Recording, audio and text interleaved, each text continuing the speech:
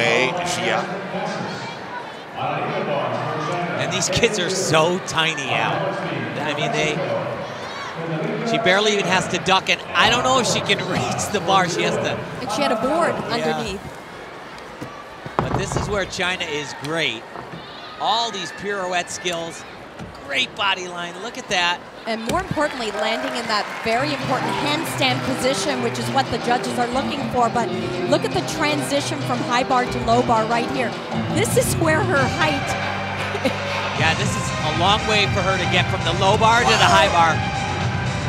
It's like, unfortunately, there's so little. They basically have a built-in deduction because they've got to transition from the low bar to the high bar, and they just can't pull it off without a deduction.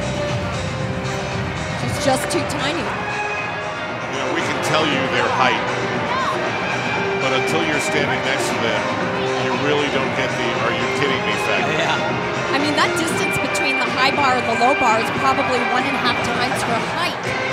That's a long way for that young girl to drop. Still showing some inexperience here. Remember, she's just a junior athlete. Some of the body positions on the low bar weren't perfect.